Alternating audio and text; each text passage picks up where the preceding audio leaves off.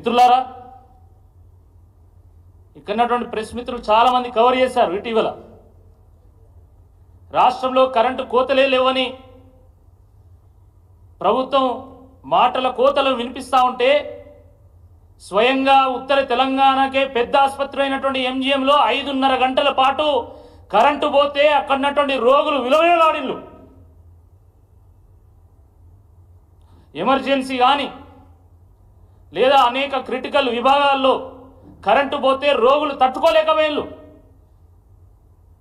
చిన్నపిల్లలకు సంబంధించినటువంటి intensive care యూనిట్లో కూడా కరెంటు పోతే అక్కడున్నటువంటి పిల్లలు ఏమైపోతారో అన్నటువంటి ఒక బాధలో తల్లిదండ్రులు కన్నీరు మున్నీరైన్లు. ఎక్కడ పోయింది మీ పాలన అని అడుగుతున్నా. నేను అందుకనే మొన్ననే చెప్పిన, పాలన పడకేసిందని అనుకున్నాం కానీ పాలన పడకేయలేదు, పాలన అటుకెక్కింది. ఎక్కడ పోయింది మీ పర్యవేక్షణ? పర్యవేక్షణ లేదు, పట్టుదల లేదు, పైసలు లేవు, ఏమీ లేవు. అసలు ప్రజారోగ్య వ్యవస్థ అంటే నిర్లక్ష్యం అయిపోయింది. అలాంటి ఎంజీఎంను విజిట్ చేయకుండా ఈరోజు నేను ఒక ప్రైవేటు హాస్పిటల్ను నేను ఓపెనింగ్ చేసుకో, మాకు ఇబ్బంది ఏం లేదు. కానీ ఒక ముఖ్యమంత్రిగా, ప్రజలు ఎన్నుకున్నటువంటి ఒక ముఖ్యమంత్రిగా మొట్టమొదట ఎంజీఎంను విజిట్ చేయాల్సినటువంటి బాధ్యత మీ మీద ఉన్నదా లేదా అని చెప్పి ఈ సందర్భంగా నేను సూటిగా ప్రశ్నిస్తున్నా.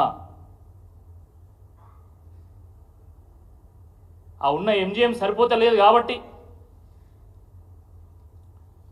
రోగులకు ఇబ్బంది అవుతుంది కాబట్టి 24 అంతస్తులతోని ఓరుగల్లు కేంద్రంగా మల్టీ సూపర్ స్పెషాలిటీ హాస్పిటల్ను ప్రారంభించాలనేటువంటి ఒక విజన్తోని తెలంగాణ తొలి ముఖ్యమంత్రి కేసీఆర్ గారు ఆ రోజు మరి దేశంలోనే ఒక గొప్ప ఆసుపత్రిగా మిగిలిపోయేటువంటి మల్టీ సూపర్ స్పెషాలిటీ హాస్పిటల్కి వారు భూమి పూజ చేస్తే రికార్డు టైంలో 24 అంతస్తులు కట్టిల్లు. కానీ దురదృష్టకరమైనటువంటి విషయం ఏంటంటే, గత 6 నెలలుగా ఆ సూపర్ స్పెషాలిటీ హాస్పిటల్ పనులు నత్తనడక నడుస్తూ ఉన్నాయి.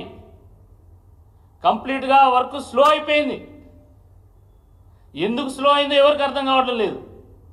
నేను వరంగల్లో నిన్న మొన్న చాలామంది మా విలేకరు మిత్రులతో మాట్లాడినా, చాలామంది ఆ హాస్పిటల్ చుట్టుపక్కల ఉన్నటువంటి వాళ్ళతో కూడా మాట్లాడినా, చాలామంది డాక్టర్లతో మాట్లాడినా. ఒకరేమంటారు, అక్కడటువంటి కాంట్రాక్టర్లకు పేమెంట్స్ ఇస్తలేరు కాబట్టి వాళ్ళు స్లో చేసినాను ఒక ఆయన అంటున్నాడు. లేదు వీళ్ళకి రావాల్సినటువంటి రాలే, కొత్త ప్రభుత్వం కదా, కొత్తగా వీళ్ళకి రావాల్సినటువంటి రాలేదు కాబట్టే ఇది ఆగిపోయిందని ఇంకో ఆయన అంటుండు. మరి వాస్తవం ఏందో చెప్పాలి. గత ప్రభుత్వంలో చాలా స్పీడ్గా నడిచినటువంటి వర్క్స్ కొత్త ప్రభుత్వం రాగానే స్లో డౌన్ ఎందుకు అయింది అంటే, గత ముఖ్యమంత్రి ప్రారంభించినటువంటి ఆసుపత్రి పనులను నేనెందుకు ముందు తీసుకెళ్లాలనేటువంటి ఒక దురాలోచన ఏమైనా ఉన్నదా? ఆ పట్టుదలకి ఏమైనా పోతున్నారా? ప్రతిష్టకి ఏమైనా పోతున్నారా? తేల్చండి మీరు.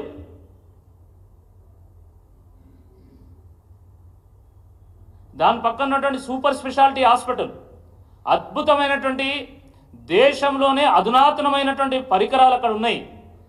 కానీ వాటిని సరైన పద్ధతిలో వాడడానికి కావాల్సినటువంటి స్టాఫ్ లేదు, టెక్నీషియన్స్ లేరు, డాక్టర్స్ లేరు.